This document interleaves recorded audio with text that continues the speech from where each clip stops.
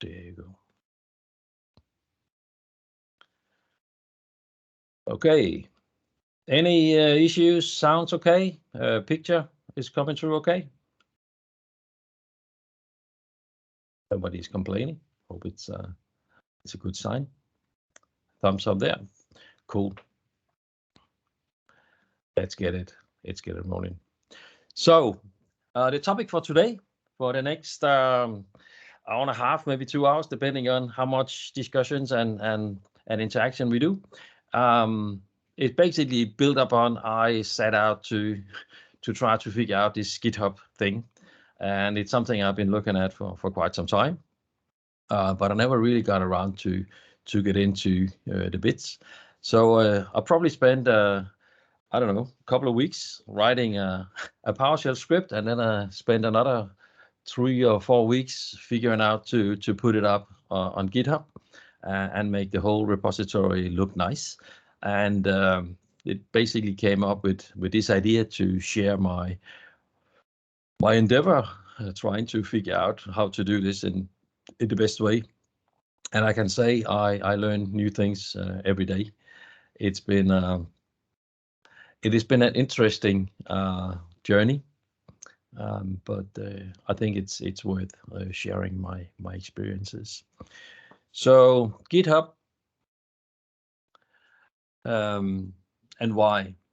As I mentioned, I wanted to share a PowerShell script on GitHub, and I wasn't sure how to do it. So I searched GitHub repositories. I searched all sort of sites to figure out how this could be done in the best way, not in the right way, but in the best way, and of course in the best way I think was the best way.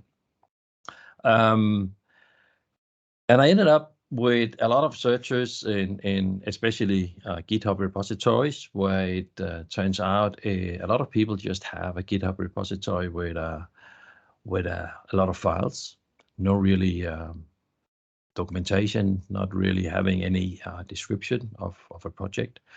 And I set out to figure out how I would like to build a GitHub repository, and again, not what the right way is, but what I think is a good way. And it ended up being completely over-engineered. But again, it's been an awesome journey. It's been an awesome challenge. And every time I jump into this project of mine, I learn something new about how to communicate with GitHub, what to do, what is not easy. And some of the things that I still struggle with is all the branching thing. So we might have another session in a later time when I get my head around working with branches and committing and all that stuff. But for now, this is my journey to learn this thing. So what I learned so far? Well, in this session, I would focus on GitHub. I will focus on Git, and why that is necessary, and I will focus on doing as much as possible from within Visual Studio Code. And I will try to enlighten you how to get these 3 components work together in the best way. And I will do that by basically going into demonstration mode in a few slides. But just short, GitHub is a cloud repository. Visual Studio Code is what I think an awesome editor. One of my colleagues called it the best notepad available. And Git is kind of the solution that will make these components talk to each other. So there's other options for working with GitHub repositories. There's something called Git source tree. I looked at it briefly. I found Git was the way to go for me because of the integration to Visual Studio Code. I worked a bit with what's it called, GitHub Desktop, which is basically an app you install, or an application you install, and you can do adding and committing and pushing things to GitHub. I haven't used it for a while. Didn't work. It didn't integrate with Visual Studio Code the way Git does. Well, at least it didn't. And then if any of you is using Visual Studio can do this with built-in functionality. So Visual Studio can communicate with GitHub out of the box. One thing is I just learned recently that now I'm using GitHub and public repositories. This can be used against Azure DevOps. Well, at least that's what I understand. So if you have your own private Azure DevOps repository, you should be able to do similar things to repositories in there as well. I won't cover this today. I will keep to the things I know, and that will be GitHub, Git, and Visual Studio Code. So basically, Git or GitHub, you'll be able to see who changed what and when was it changed. You'll be able to compare what happened over time. So you will always be able to go back in time and see the changes happened or made. You can do that in the web on GitHub.com, or as I will show you later, you'll be able to do that within Visual Studio Code as well. As mentioned, Git is a small open source application. It's needed for Visual Studio Code to be able to communicate with GitHub. So there's not much to it. You install it and you can do a very minimum configuration and off you go. And of course, the best notepad ever. I really love using Visual Studio Code. It's been my go-to editor for quite some time, and I've been around Notepad++, which is an awesome editor as well.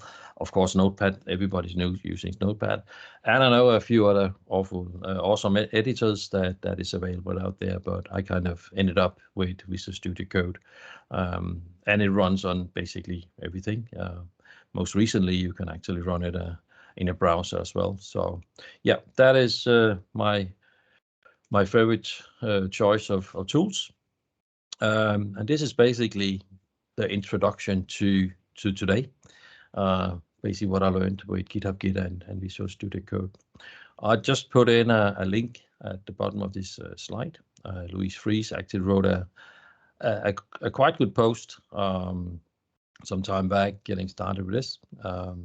Some of it I will cover today, but go and have a look at the post. There will be more information about the branching and working with branches so you can learn a bit from there as well. So let me see.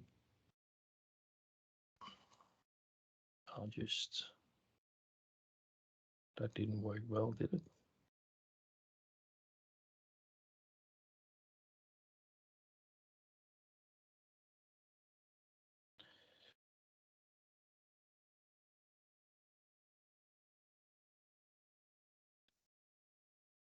So let's get this started. Again, just to verify, are you able to see I'm sharing a Windows desktop? Is that coming through? Okay.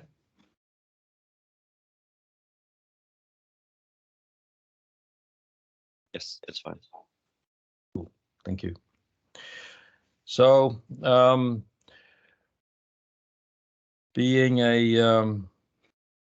coming out of a Windows management a user group,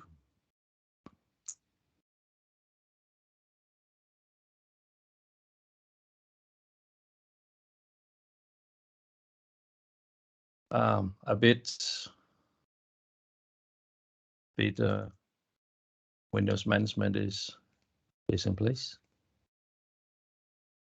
So to install the components, you you need. You need, of course, as I mentioned, you need Visual Studio Code, and you need the Git application. It is possible to go download those two from the websites. However, I just want to show you a few tricks that I use lately. It's called the Windows management or WinGet. I can actually, straight from a command prompt here, I'll be able to search for Visual Studio Code. In this case, I actually already found it. This is the information for Visual Studio Code straight from the cloud. So let's say I wanted to install Visual Studio Code even.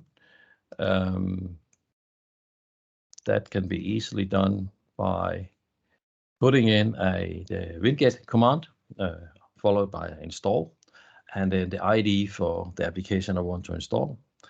I can even put in a version number, which I will in this case just do.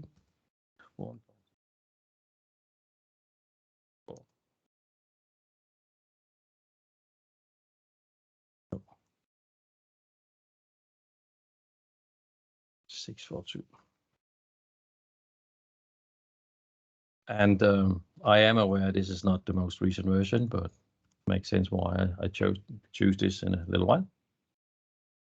And the best thing here that doing this, you can actually do the override command, which will basically allow you to put in your own command line, overruling whatever is in the winget repository. So in this case, I have found out I can install Visual Studio Code silent. I can make it not restart, and I can also put in a code or the merge task that will not start code when it's done. So basically, with one line, I'm able to install, in this case, Visual Studio Code. And similar, I can install my Git package, but while this is installing, let's just go to GitHub. In this case, I basically went to GitHub.com and logged in, and it does require a GitHub account to log in.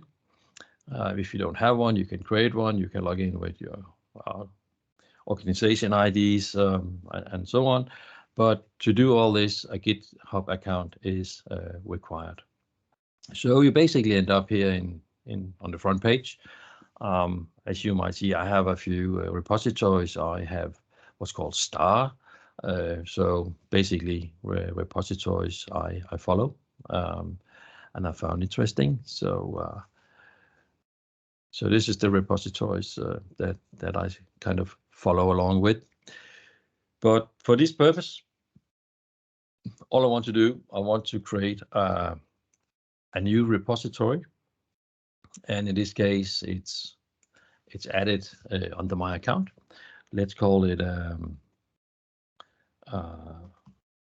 WMUG.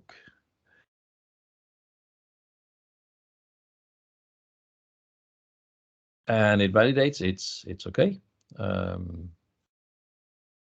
I can put in a quick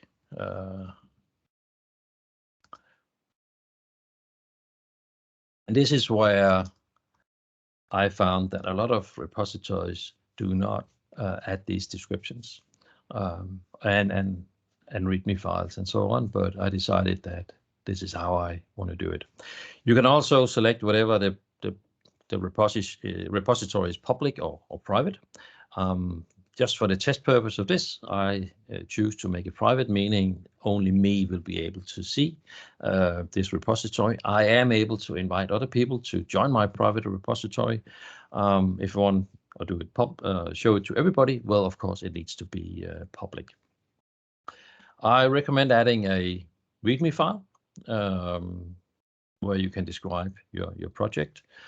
Depending on what you're doing, you can add a git ignore file. I'll come back to what a git ignore is in a minute. In this case, there's lots and lots of various languages or things you want to do. You can select. I kind of came across and was adding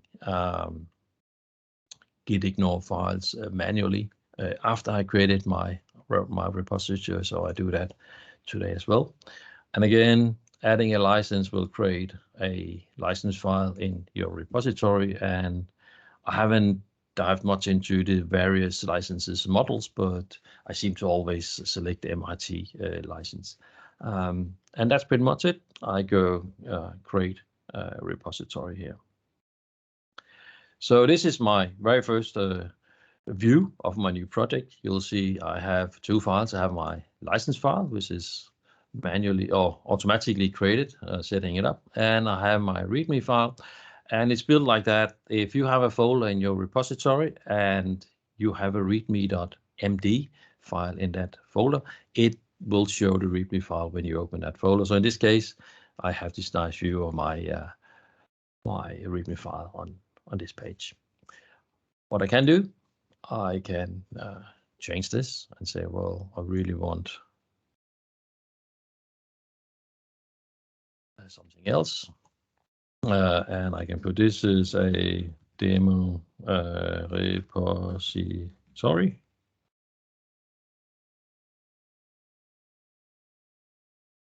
There you go. I can go preview. Is this what I like? And this is one of the areas where you might have to learn a bit about Markdown language.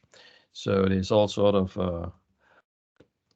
well, some weird codes. You can do like ** if you go preview, and suddenly you'll see it actually means it shows up in bold. And there's various things that you can do with GitHub. There's many Markdown sites available for doing this. Be aware that some Markdown options or possibilities will not work within the GitHub. Again, if you start working with Markdown in Visual Studio Code, as I'll show you in a minute, you might end up having to do something you think would look in one way, and when you actually upload it to GitHub, it might look a bit different. But again, that is just a learning curve, and you will have to learn your own and do your own experience with Markdown. So now I do mention about how to create branches.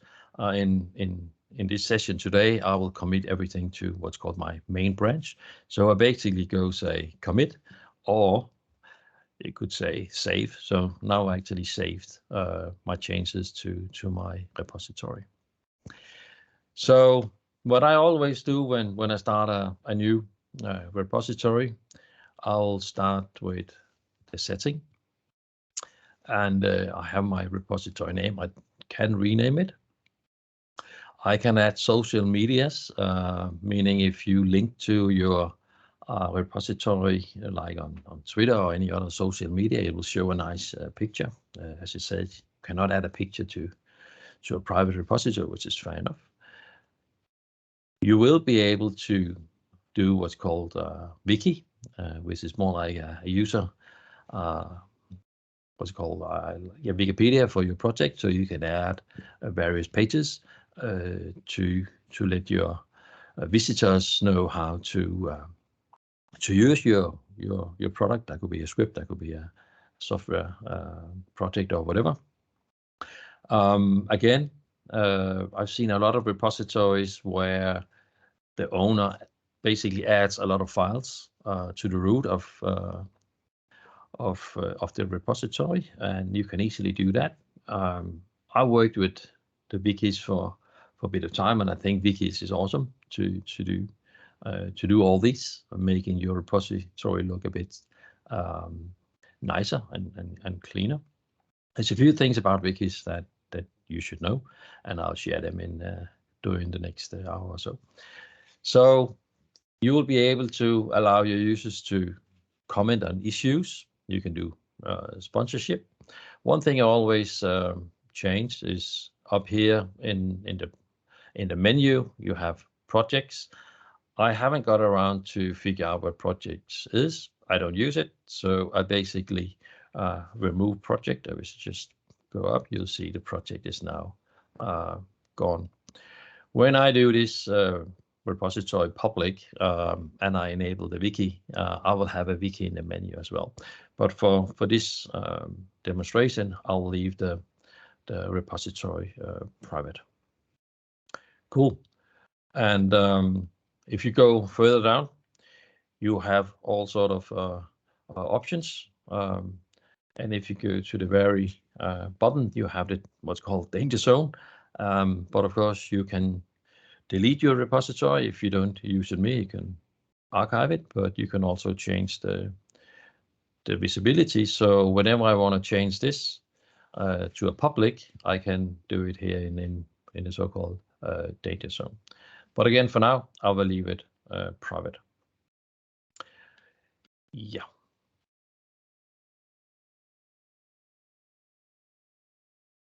Cool.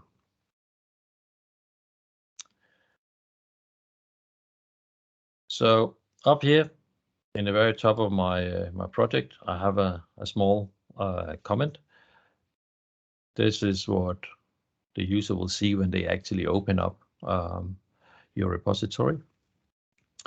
And this is where you can add a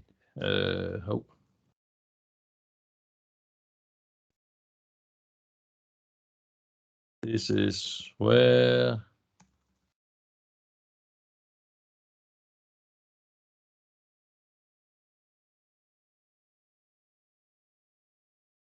I have a Friday morning keyboard here. This is where you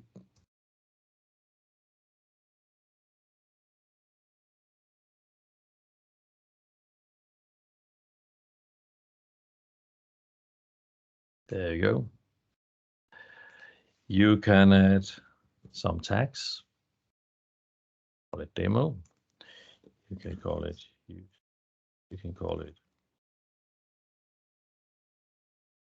There you go.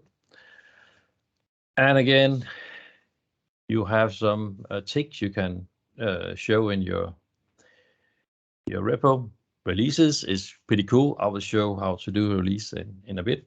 As mentioned, you can do packages and you can also show the environments. But again, this is pretty much what I changed. So here in this case, you'll see that this repo is not having a short description, letting your visitors know what this is about. But again, the full description of your project should probably be in your README file for this project. Okay, so now I basically created a new GitHub repository. So if I go back to my prompt, now I have actually installed my application. And in this case, I can open it quickly.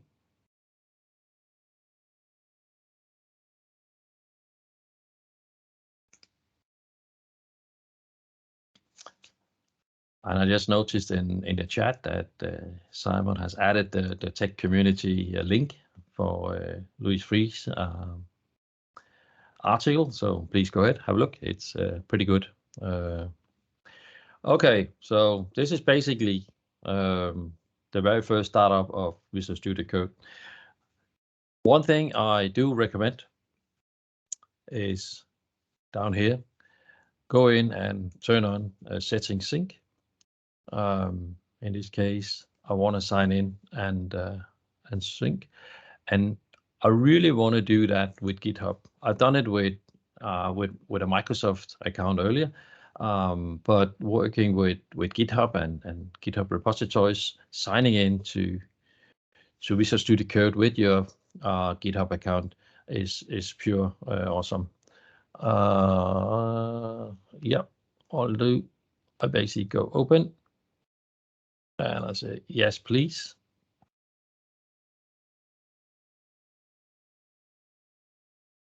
And now I actually start syncing my information from my other devices. So how is my editor configured.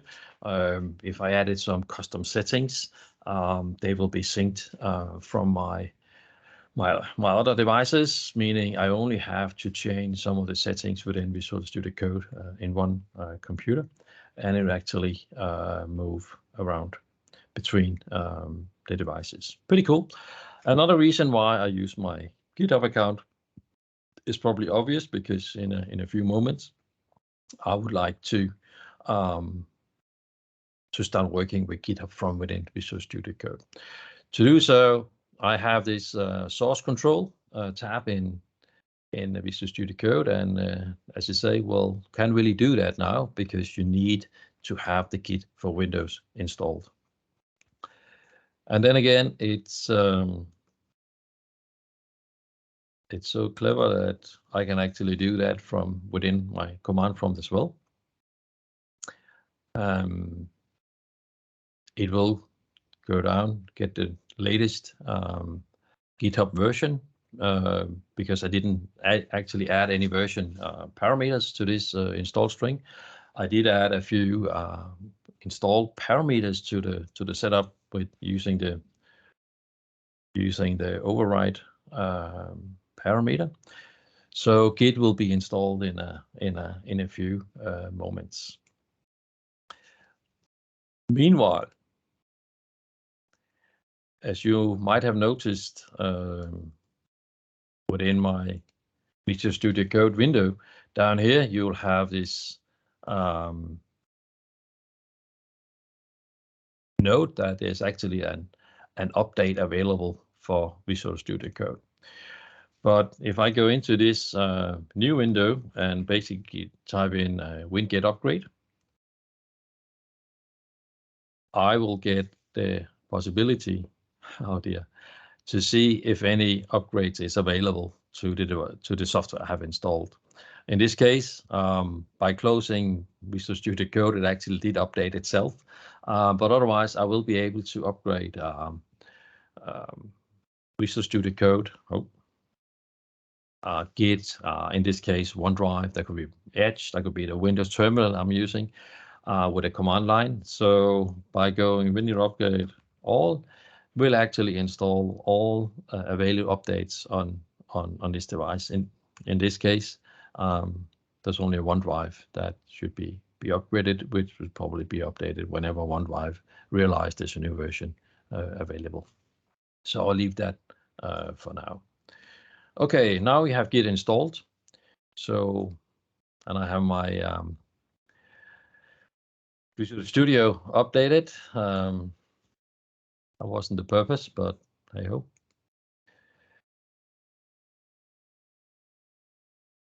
So in this case, I will open up Visual Studio Code, and again in my source control tab here, now I have actually the option to open either a folder, or I can clone a repository. Cloning a repository basically means I can go and clone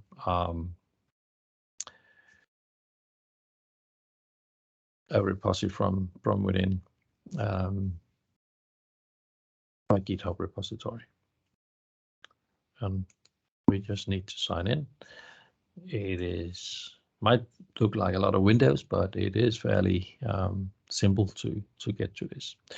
So in the very top, you'll see that it will show me two repositories, the name and the description. I just added the short description at the top of the repository. In this case, you will not see the newly created repository. For whatever reason, I'm not sure why, but Visual Studio Code does not show you private repositories. It doesn't mean you can't open them, but it will only show you public repositories within this. So going back to my newly created repository, you'll basically see if I copy this, which is very similar to the URL in the browser.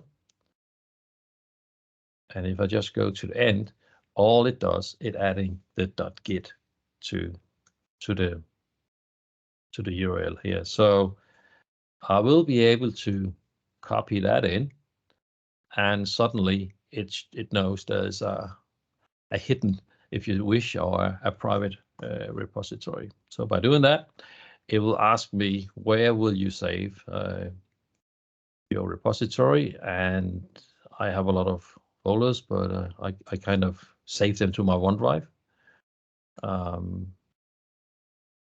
So I just point out to the root folder, and it will create a folder within that folder with the repository name. And now it starts cloning, and it will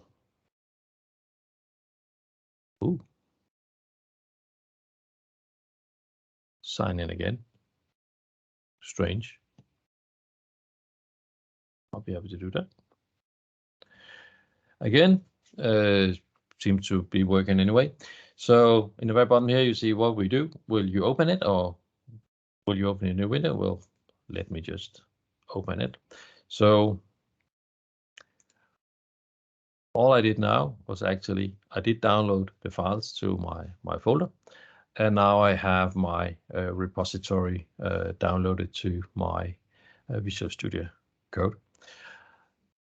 So in this case, I'll just do a quick change to my README file. This is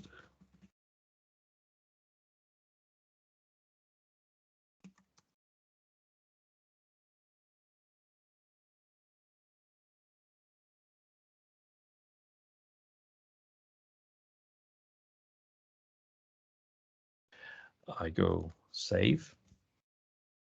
Again, if I go into my session control, it will show me the changes in my repo. In this case, there's a change to my README file. And if I click on it, I can actually see what changed from the stuff that I downloaded from within my repository to the changes I done. If I'm happy about that, I can say, well, I want to add that back to GitHub, and I updated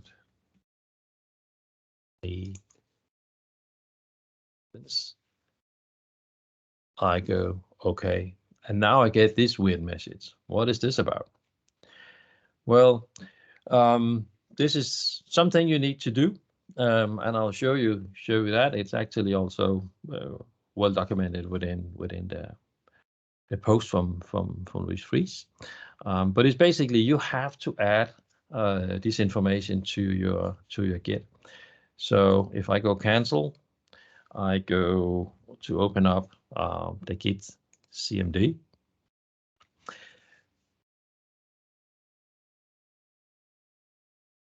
So this is basically a way to tell Git, which is the engine between Visual Studio Code and GitHub, your name and your email address.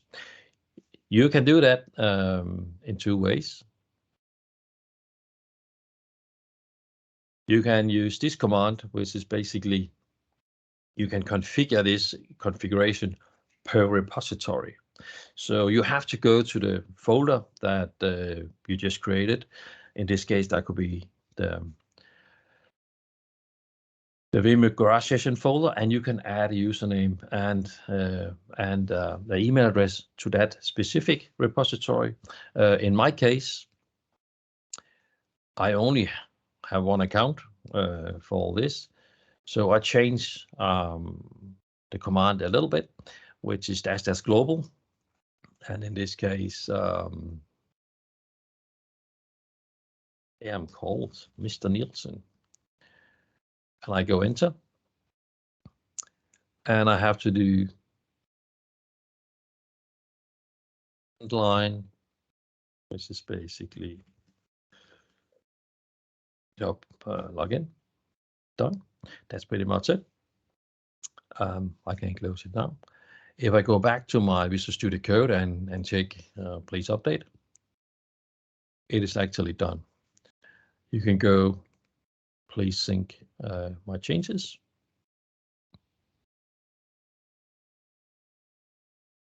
And if we go back to GitHub and go refresh, you will now see that the README file has been updated. That is pretty much working with GitHub from within Visual Studio Code. So you have your File Explorer, you have your files. If you do select the file down here, you can actually go down here in the bottom of the window and look at the timeline, and you will be able to see the various changes you've done to a file. You can do similar thing within GitHub, but in this case, you will be able to see all the changes straight from in your browser. So for now, you've seen that you want to open a repository from within Visual Studio Code. There's this little thing about public versus private repositories, but it's really not a big deal. So if it doesn't show up, you can always find the .git or add the .git to the end of the URL, and you will be able to open the repository straight from within your editor. I want to show you one thing, because in this case, what I could do, I could create a file here. I could call it demo.ps1. So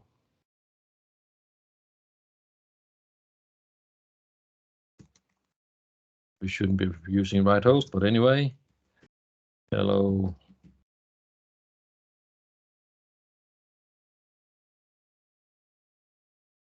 Go. And I basically commit that straight into my repository. Now I have a new file within my repository, but as you see, when I actually open up the main page of the repository, it will show me my README file on the first page. I can go in and start looking at the other files within my repository. If this is the way you want to build your repositories, just having random files dumped into a repository, and don't really care so much about adding either descriptions or user guides to repository. There's actually another way to do it, which I find much easier to maintain. And if I go to gist.github.com and then my username, I'll basically end up with GitHub Gist. This is where I can just drop files.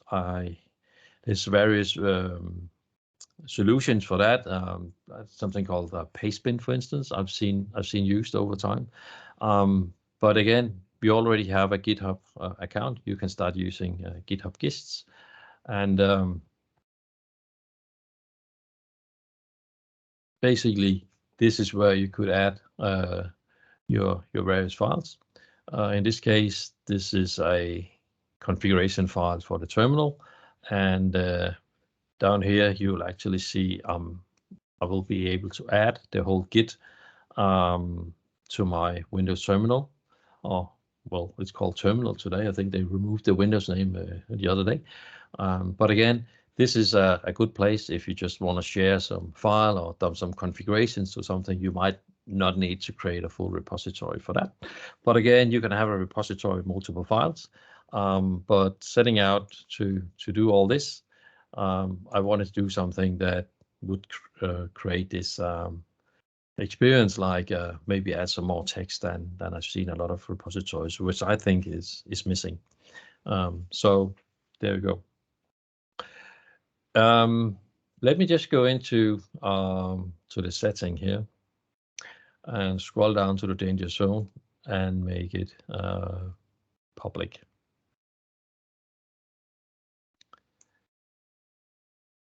And then you have to type in, and I understand. I will change the repository. Now you'll see that the social preview suddenly become lighten up, and you can actually add a picture. There's a download link. You can download a template, and you can start building for that. Down here, I just want to add wikis. And scrolling back up, you'll see that I have a wiki created. So let's create a wiki page for my new project. Yeah, that's pretty much it. Again, it's Markdown. So you have an editor. I can choose to mark this and say I want to do that. See what happens. It put two hashes in front. And you could probably guess what happens if I put a third one and you get a H3. So this is basically something that needs to be looked into. How will you do that? Again, I can add here, I can add a link and say,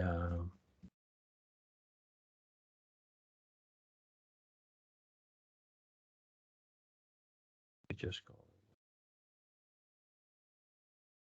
Okay. And you'll see this is the way to add links to text within your repository. So again, you have some help with these toolbars, but otherwise Markdown is pretty cool. You will be able to change it to something else.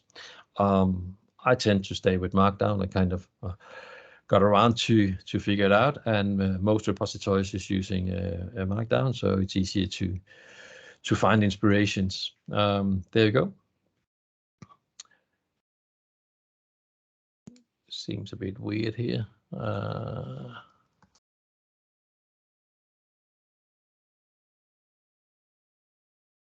Oh dear, it's the other way around.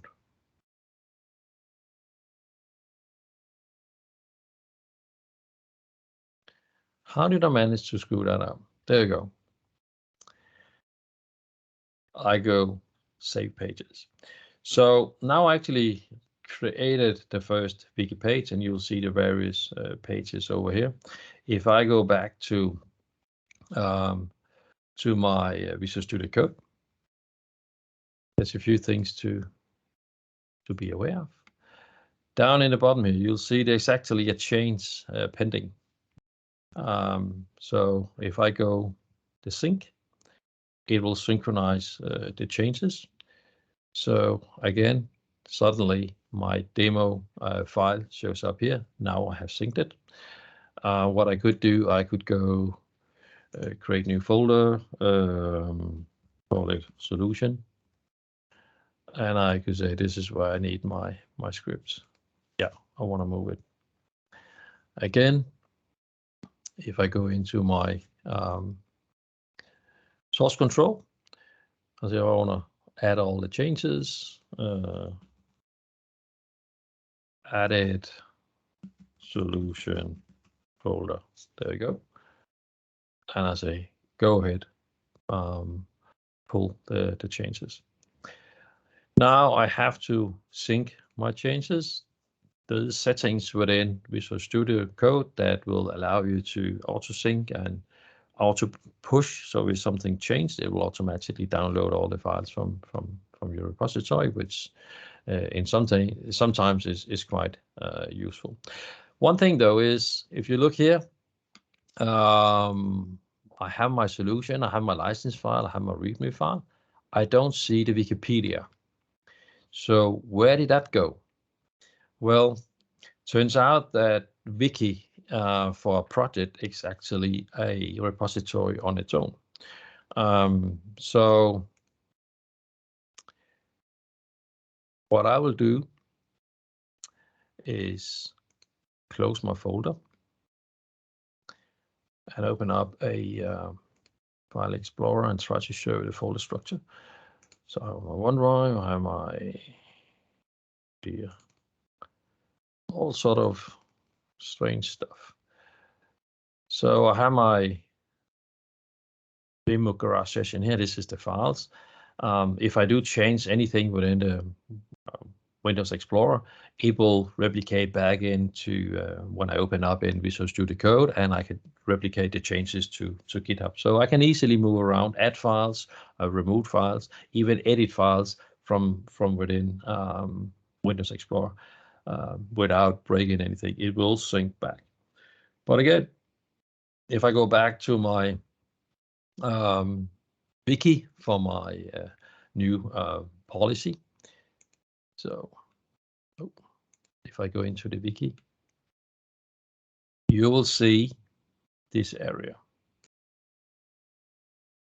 Again, if you look at the URL, it's still the same URL, but now it basically adds .wiki.git to the URL. So what I can do here, I can go into my source control. I can say I want to clone a repository. I want to clone it from GitHub.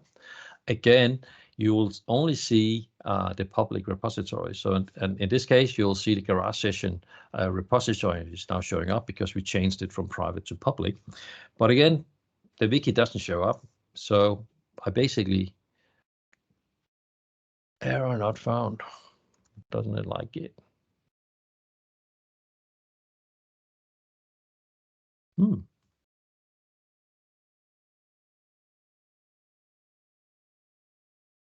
This is funny.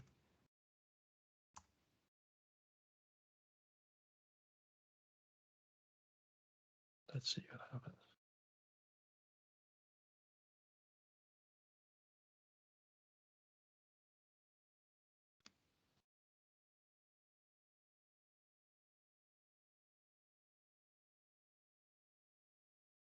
Nope.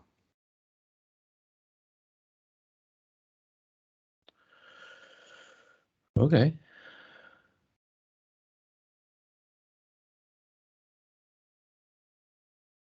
Did I copy the whole thing? Copy.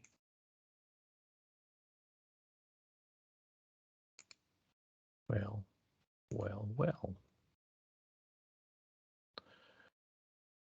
Ooh, is that where I suddenly realized something else? So if I go F1 within Visual Studio Code, I can actually go git open repository. Oh.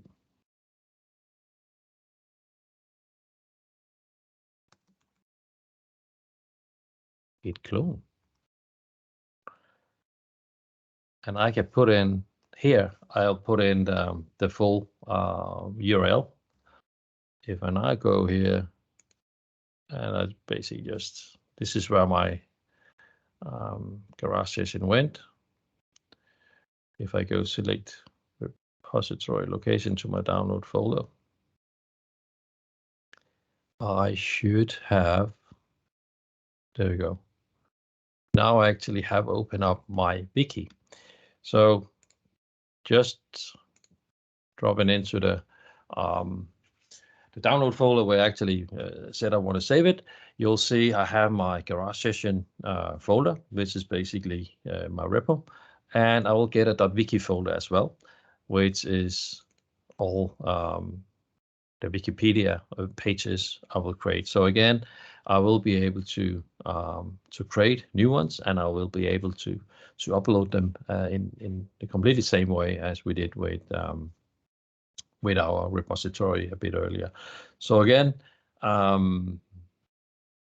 sometimes you need to know about this feature within Visual Studio Code, where you have pressing F1, you have all sort of options depending on which extension you are installing. But again, git clone is necessary to use for open up Wikipedias. You will be able to use the same if you were to open up private repositories as well. So the whole git command is actually available within here. Again, as you saw a bit earlier, also have my git GUI command prompt. Yeah, right. Wrong one. And git bash, that was. Which is a command prompt for that. You can do the same thing. So you can go git clone within this window, and then you have to know all the commands. Where doing it from Visual Studio Code, you'll actually get some good help to get this rolling. Let me just have a look in my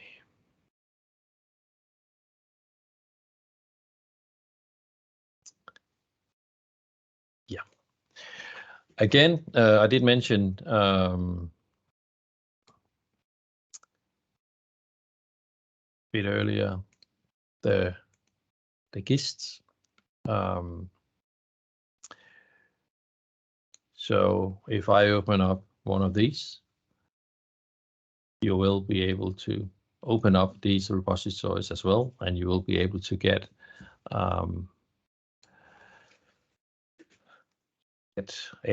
be able to edit these files from within Visual Studio Code. It's not that obvious, but if I go back into my Visual Studio Code, I go F1. I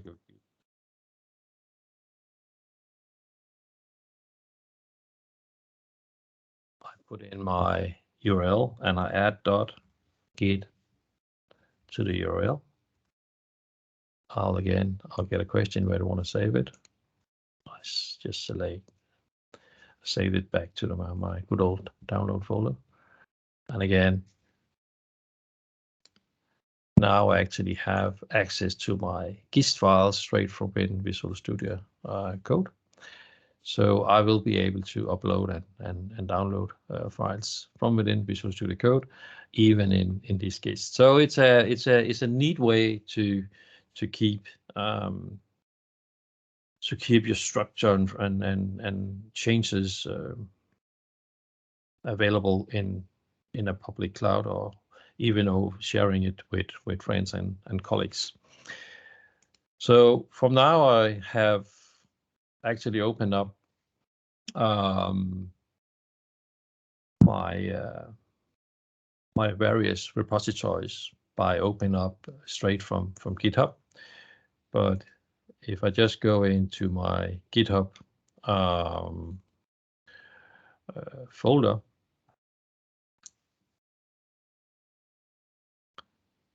we'll have to go in here and say options.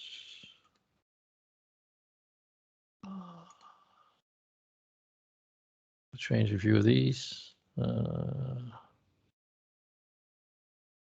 you go. You'll see there's a hidden folder called Git. This is basically all the information that is stored here, all about when did you get the files, what did you change, and so on. So if a .git folder is available, even without being linked to GitHub, you can do source control on that folder.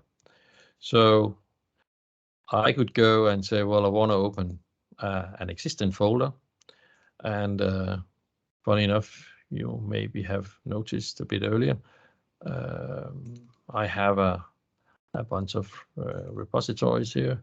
I have my Hello World. So if I go up and open that, it will, as part of the opener, you'll notice there's a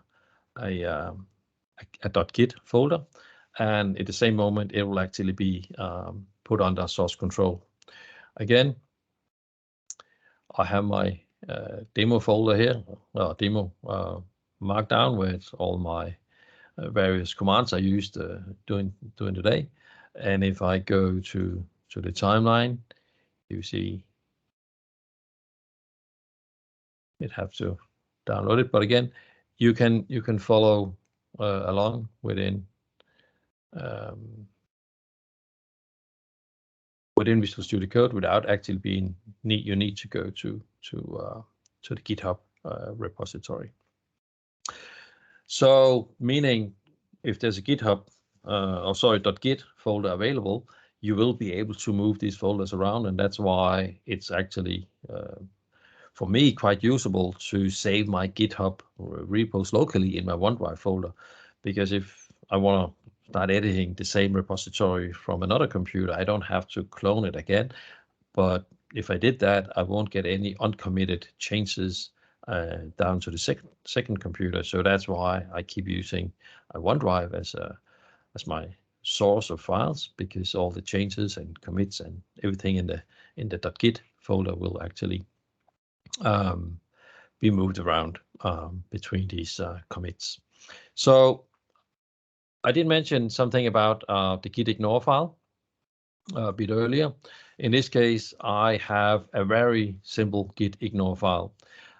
If you do plan to use Visual Studio for doing some bigger projects, I will recommend you select one of the templates from within GitHub when you create the repository, because Visual Studio does have quite a lot of folders to exclude and files as well. But I often find myself to these smaller projects that I can go with this. So I have this small git ignore here, and basically I have 3 folders, bin, docs, and notes, where I put stuff in. And if you look in the folder structure, you'll see docs and notes are actually grayed out, meaning whatever I put in here will not be part of the sync. So this is more like a local file, so I can add stuff I need to add. I can do some notes. This is where OneDrive sync is coming in, but whatever is ignored within the .gitignore file will not sync to GitHub. You might have some solutions where you could have a solution where you build something that could be executables, and you don't want to add the executables to GitHub. Well, you can go in and say, well, please ignore all executable files, or again, you could add all files within notes. You could add .exe. It will exclude all exe files within the notes folder. So it's quite easy to control what should not be submitted back up to the GitHub repository. But again, if you plan to do bigger projects, look at the templates. You will get a lot of help setting up various folders and files in doing so. Okay, going back to GitHub.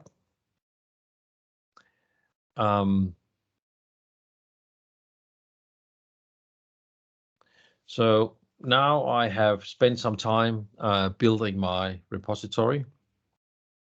I have added my solution, in this case, a very simple PowerShell file. If I might even have signed my PowerShell file. So now I'm actually ready to kind of create a release. So I'll show you how to do that. If you go over in the right-hand side of GitHub, you will have the release area. You'll also have the package area. I did mention a bit earlier that you have this short description, but you can go here and say, I don't want to show packages. I don't use them. If I go save now, the packages is gone. So again, this is something you should work with. If you don't use it, hide it, make it more clean, more simple to use. In this case, I want to create a new release. I don't have a tag. People use various tags. I happen to use like the version number. Again, I can put in, go ahead.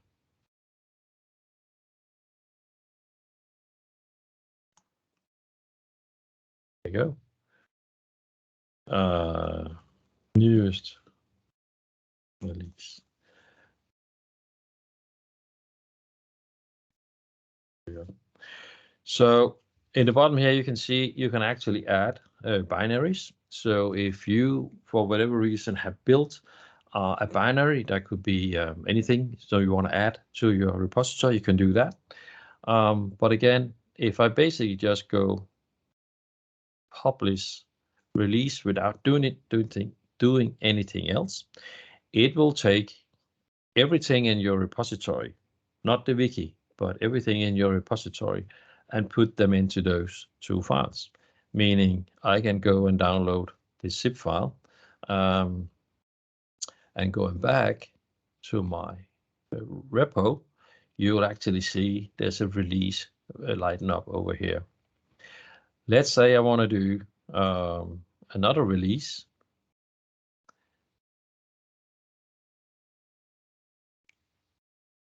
Wait a minute. Yeah, there's 2 new release there. I want to draft a new release. And you might want to do that is 1.1.5.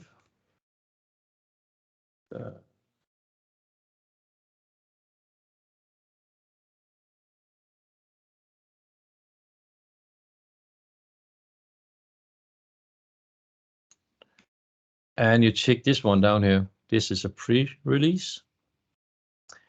And you go public. Oh.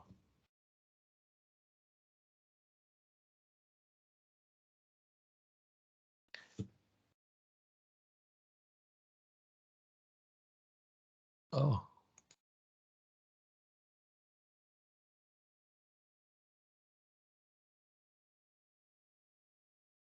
There you go. I don't think I actually changed that. So again, going back to my front page, you'll see there's 2 releases. However, my experience, it will only show really releases if you wish that. But if I go in here, you can see I have my version 1. And I had a newest release down here, which is actually marked as a pre-release. So meaning you can control, you can start releasing stuff. So instead of I have as a user, what I could do, I could either clone your repository, I could download the zip file and start working with your files. But if you are changing your repository on a daily basis, I found that creating a release with all the files on a certain date, maybe even with all the files signed and so on, makes it easier for users to get that release. And that also means you probably have to test it a bit further, say now I have a release, and then you can start adding more solutions and options to your files. So working with releases seems quite interesting, quite easy. And again, you don't need to do anything, just say I want to do a release. And if you wish, you could add binaries to that release as well if required. Again, a quick link up here. As you say, I mentioned GitHub Desktop a bit earlier. You can open this straight into GitHub Desktop. And as mentioned, you can open straight into Visual Studio because Visual Studio is actually supporting this. But again, this is your friend. This is the URL you need within Visual Studio Code, and you'll be able to open any repositories within GitHub from within Visual Studio Code. Yeah. So I did mention something about cloning and committing into master repositories and what have we. The last thing I want to show you is something I'm not very good at. If I just go to the front page here, you'll see all the repositories that I'm following. This one is quite cool. So again, Mickey here is doing a great job in doing his Microsoft Intune management tool. If you haven't tried it and you work with Intune, you should have a look. Again, I'm not pointing fingers here, but this has quite a lot of files within the root, and I decided to try to tie my repository a bit up. But again, it doesn't really matter. If I want to work with this repository and maybe I want to start adding my own solutions to this, there's various ways to do that. You can download it as a zip file. You get the whole repository down. You can put it into your own folder structure. But again, if you actually take the URL here and you do go clone that repository, you will see, don't know if there's any pull requests, no. But you will be able to clone other people's repositories. and work with your own version. The cool part is that you can actually commit that into your own version, and the original owner of the project will actually see what you're doing. And maybe if he or she thinks it's a good idea, they will be able to pull the changes into their main project, which I think is pretty cool. So there's ways to start working with other repositories, but cloning them and let the owner know you actually have some ideas or you're working with the repository can be a good idea. If you're not comfortable with that, you shouldn't do it, and you can download the zip file and you start working with that repository as well. But again, whatever you do, if you do copy a full repository, make sure that you put in the README file where you actually got it from, and make everybody know that the owner is actually getting some credit for their work. But again, that's just me. I'm just looking into to the link.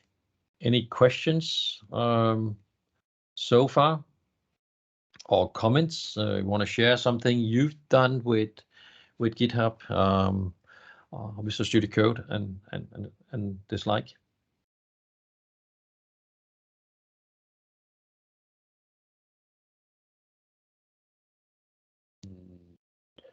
Awful quiet here today.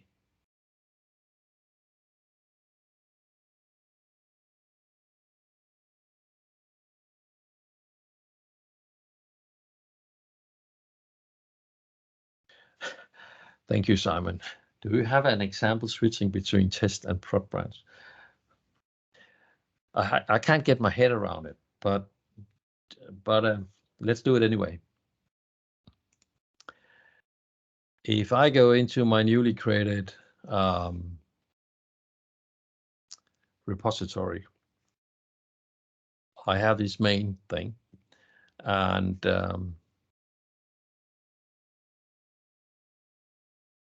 let's say I do a new one. Dev branch. I have to.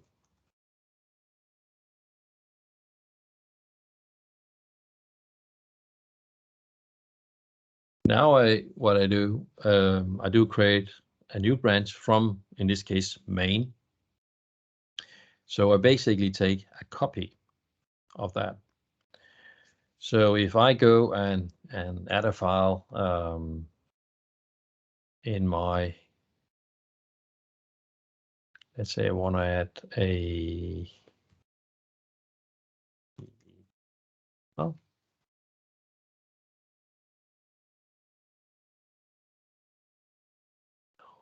and I want to add text. There we go.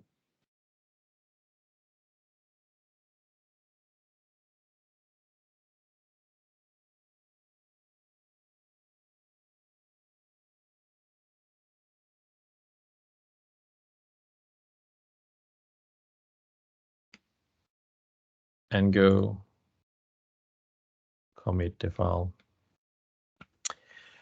So now I actually added the git-ignore file to my repository. If I go back to my Visual Studio Code and say, well, if I look down here in the taskbar, I can actually go and change all. Yeah, right. That's the wrong repository. So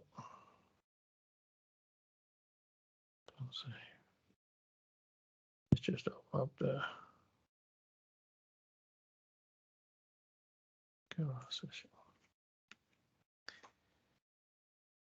And if you look here, you'll see I don't have my git-ignore file available.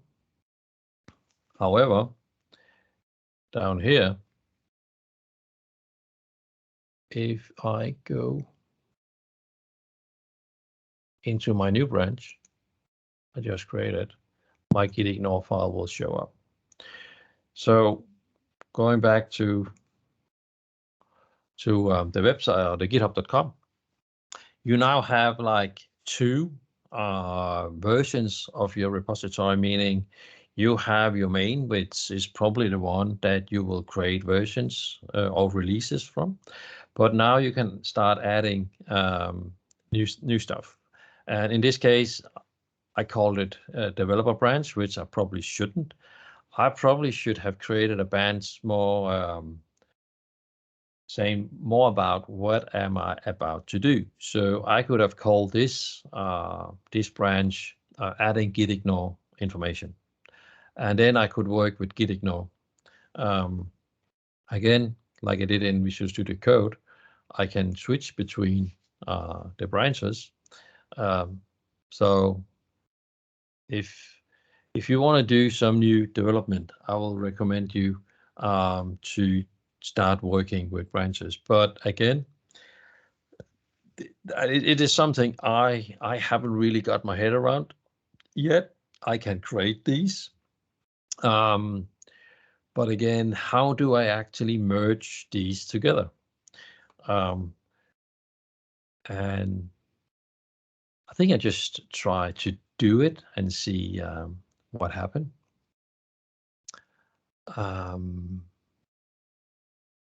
So I can do a pull request, and now I'm really getting on thin ice here. But what I want to do, I want to do my dev branch, put that into my main, and adding a bit of text. Let's see what's going on. Create a pull request. There we go. So now I actually created a request to merge these together. And this can be done from within Visual Studio Code, but I found it's easier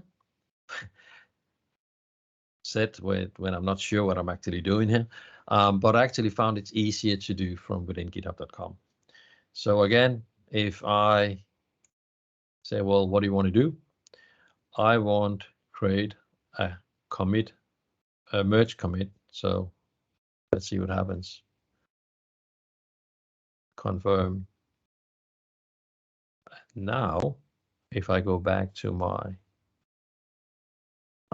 main page, I'll see the dev branch is still there, but now I actually have gitignore within my main repository.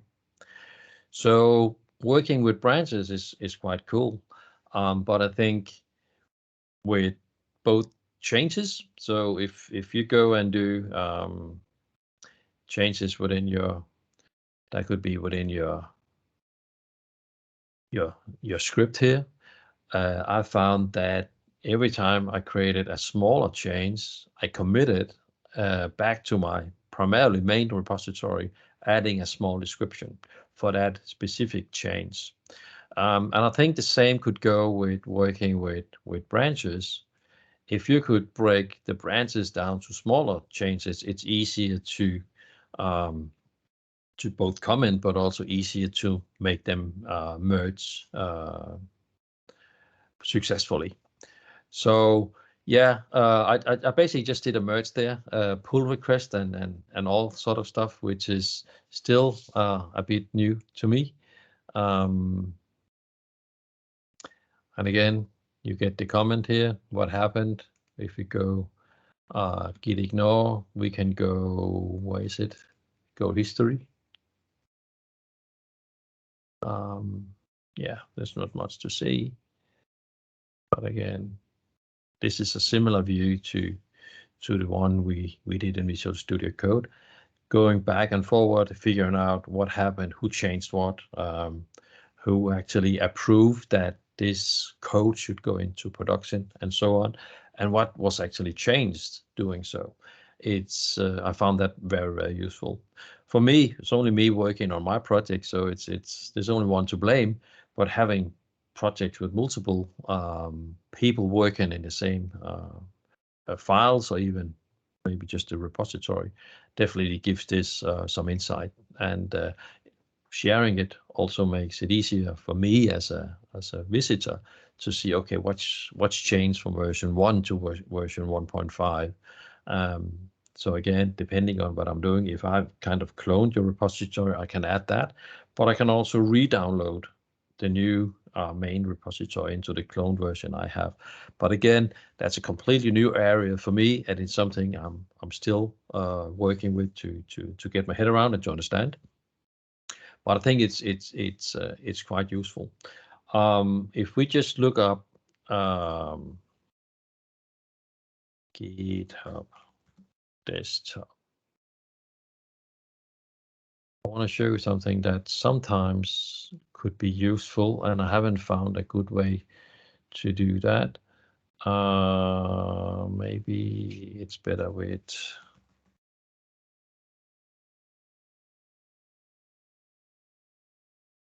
this one. Some of the, I think this picture might show it. This area here where you can actually have an overview of the various branches, and when did you create a developer branch, when did you make a breakout, how many levels of these branches do we have. I haven't found a good way to see that within Visual Studio Code. However, I haven't used this branching out much, so that is definitely something I need to dive more into, and that could probably be a version 2 of this session in a later time, how to work with branches. Within the link from earlier from Louis Fries, there's actually some examples, if I remember right, how to work with this. And other sources for GitHub could be, or working with GitHub and all this stuff would be areas like online training sessions. I have access to, just slipped my mind now. Whatever. There's various resources for learning this. GitHub itself does have some good training, but again, it's easier for me to work with this when I actually have a real project. And as mentioned on the slides, I took this one PowerShell file, and I basically made it go completely foobar. But again, looking at this repository, which is basically the source repository for all this happening, is that I have a PowerShell script file with a couple of configuration files. Not much to see here. I even have a sample folder with some other configuration files in. And again, here's an example of a folder I open up. And because there's a README MD file within that folder, it will actually show you that file down here. But again, if you click any file, you will see the content down here. So again, this is where the time went. The time creating all these texts, trying to make this look right, trying to understand the whole thing about Markdown. I learned a lot of things, how to have these expanding things working, and a lot of resources to learn from. And I highly recommend you guys look into that. But making a repository, what I like to call look nice and is helpful for the visitors, is actually rather time consuming. But again, it's a learning curve. And again, if I go into my wiki, I only just started to create a wiki for this project, which is also quite time consuming. So again, working with GitHub and make it look nice and usable for users is it turned out for me to be quite time consuming. However, now I kind of build up a template of how my repository should look like in the future. So I will try to reuse what I've done here in future projects. Did that answer your question, Simon? Or I hope it did, because working with branches is still quite new to me. Okay. I didn't really plan to go on all the way to 11 o'clock. There's still a few people around. Is it okay if I show you one last thing that I figured out? Because I didn't even wait for you to answer. I just go on. I did create a repository holding a lot of files, and I built a solution that based on all these files in various folders could do stuff. And turns out that there's actually a way to, if I did upload all my files to GitHub, there's a quite neat way to using, for instance, PowerShell to download those files to a local folder and work with them there. So in this public repository, which is Windows or the Hello World repo in my account, and I highly recommend you guys to go and create a Hello World repository. This is where I learned to work with building releases. This is where I learned to build this what's called badges. This is where I learned to work with branches, because if I screw it up, I'll just recreate the project from scratch. So this is just a way to learn. So Hello World is just an awesome way to learn that. I actually did a quote here where Hello World actually came from. Don't know if it's true, but again, it's sample text. So I have some sample content. I have some folders containing various files. In this case, I got some zip files. I have this is ADMX files for various products, and I have some pictures.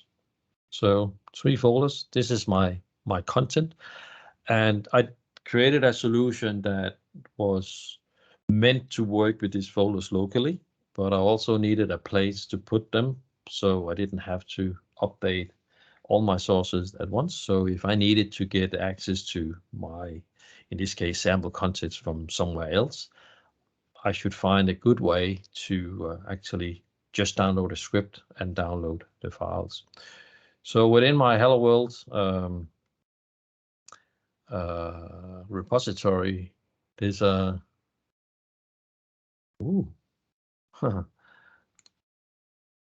let's just have a look and open up the Hello World repository within Visual Studio Code, because there's the green file, hello download.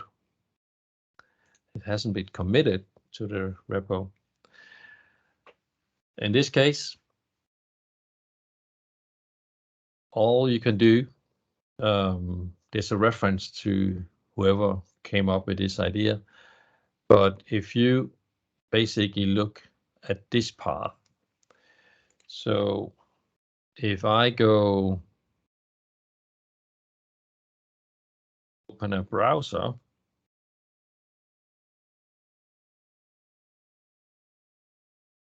and I go this URL, I put in my name and I put in the repository name. If I go enter on that, oh, did I miss something? What did I miss?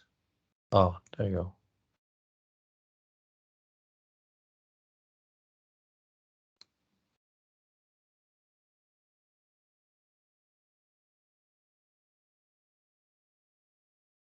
That's the full URL for the sample folder.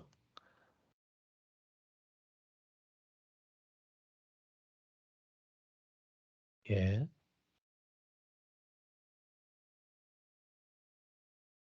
Sorry, guys.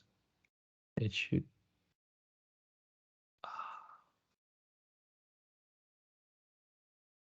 Yeah. I'll get there eventually.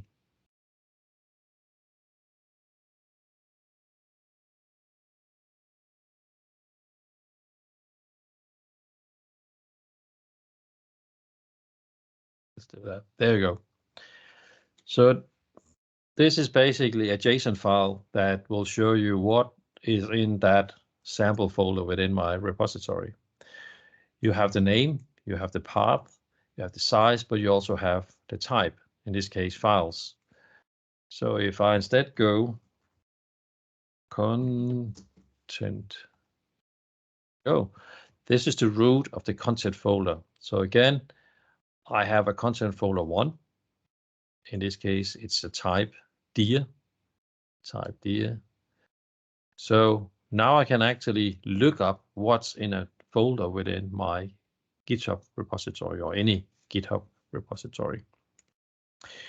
So I basically, what I do, I read those JSON information, and then for every repository, or sorry, directory I find, I download the information within this JSON file. And for every file I find in a JSON file, I actually download it. So this fairly short function or script will actually take whatever is in the root folder of this and go through all the folders in there, find all the files, and download them into the same folder structure of a folder of your choice. So if I just have down here, I have the full path that I call my function.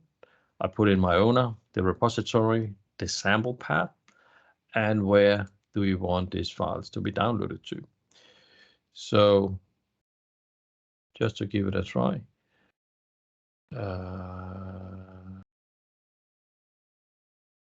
Copy path. If I go in here.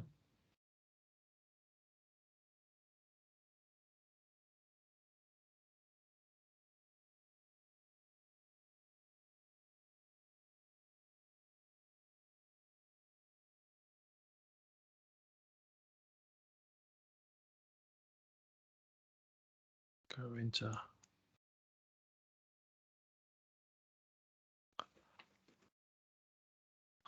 Sorry.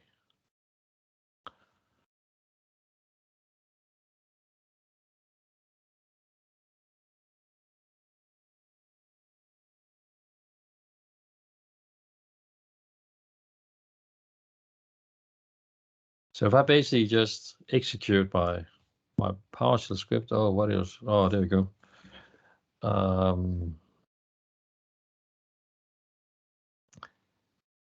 I just do it again.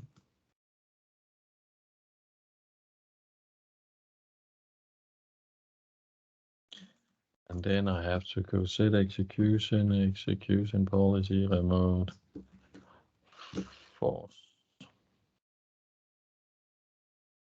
Hello, download. Now it's running completely silent, and that is something you can control within the script. What should be shown? In this case, I don't want to show anything.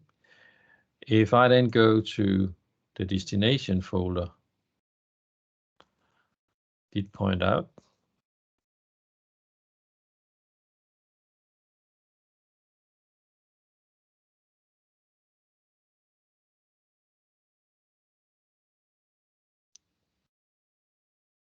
Do you mind?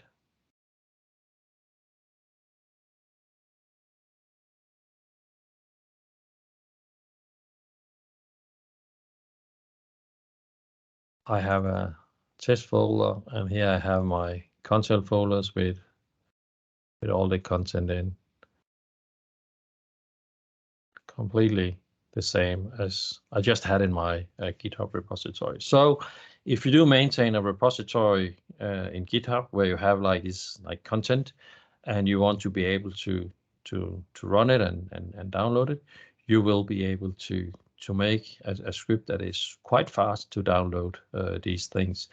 Of course, if you upload huge binary files, that will take a bit longer, but as long as you're working with, like in this case, archive files and HTML files and a bit of pictures, it will take no time at all. If I then go and say, well, I just remove my content tree folder and I'll do it again, it will basically re-download the whole thing and overwrite the file. So it's fairly easy to keep a local copy of the resources available. The script I'm using do not check if a certain file already exists, but of course that could be built into the script quite easily, saying if the file is already available. Maybe again, if you go into to the JSON file, you have some information you could use. That could be the size, that could be maybe the share value. So you could do some comparison and say if a file is available, you shouldn't download it again. That could probably speed up things. Another thing I don't do in this script, I don't check if other files should be deleted. So if I have removed some files from my repository, should I delete them from my local source? That could be built in as well. If a folder is not available and it's available locally, it should be deleted. But again, this is just an example of how you can actually maintain a file or resource repository within GitHub and actually get it down very fast and work with it locally. I haven't found a way to do it like a search from within the repo, but again, the information is available in these JSON files. So it's all about getting the information out of the JSON files and decide whatever file should be downloaded or not. So I think that's the very last thing I just showed you. Again, this file will be available in the Hello World repo a bit later today, and I'll make sure that the demo text is uploaded as well. There's absolutely nothing secret in here. It's just sharing.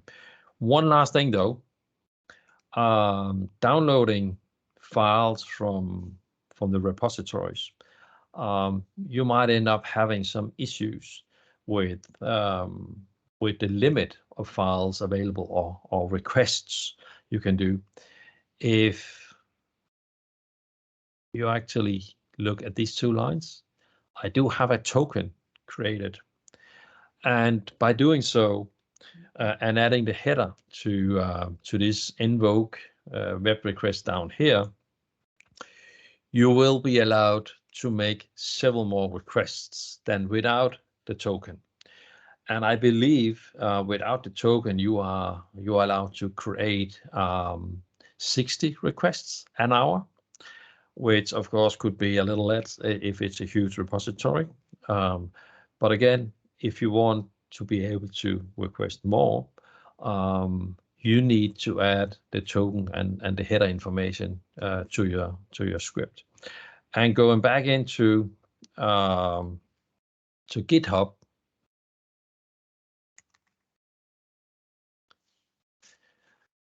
now I need to figure out if I can remember what I did. I go in on the upper right hand corner, and I go into settings. And this is where the Windows consultants gets a bit scared now, because you have to go into developer settings. And in here, you have these personal access tokens. And as you can see, you can create a new one. And you can give it a name. WMUG download. You can say how long should it last. You can go no expiration. You can go 7 days, depending on your requirements. again, have a look what is required for use with this token. This is actually a token to your whole GitHub repo. So you have to keep these tokens fairly safe. So saying that, I just showed you my token. You could basically replicate that, and you can start downloading all my files. There's nothing secret in there, so you can go into repos anyway. But again, you should keep these tokens safe. But again, being able to say, well, what is required for this token, and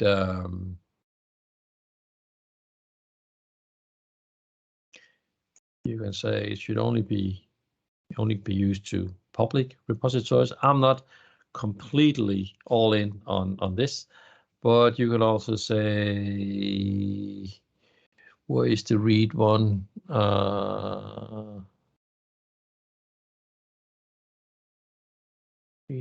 Read.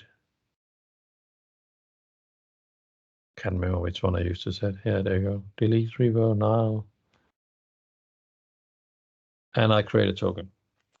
This is something that is fairly new to me as well.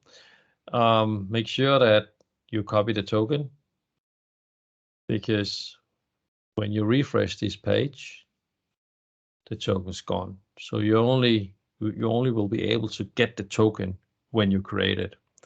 Again, if, for instance, now I showed you my my token there, well, you can delete them, or they will eventually expire at a point.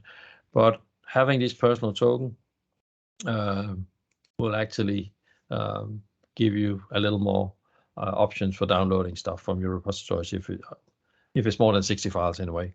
And it easily is 60 files, because you will query those JSON files. And if you then go to all the files and subfolders, you will easily hit 60 requests. This is the way I found to be working, doing this downloading. But again, there might be other ways to do it, and that is something I am in the process of exploring, how to work with this, and to see if it's actually doable to what I need. But again, you've seen another GitHub URL that is quite useful for getting access to repository files. Yeah.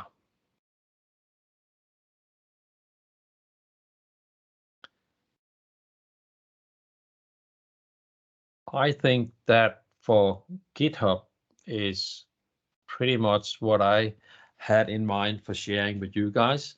I hope at least some of you learn something new and get encouraged to start using GitHub and maybe start sharing stuff for the community. And again, if you have other comments or experience you want to share, please go ahead. Unmute yourself and let us know what you think. If you don't want to speak into a microphone, please choose the chat for that. But for now, I think I used my time of speaking. I hope everybody was giving something new to learn, and I will find out a way to save this recording and sharing with you, and hopefully we can start learning something new together. So for now, thank you very much, guys. I will hang around until at least 11 o'clock. So if you have any comments or experience you want to share, please go ahead. It's open mic time.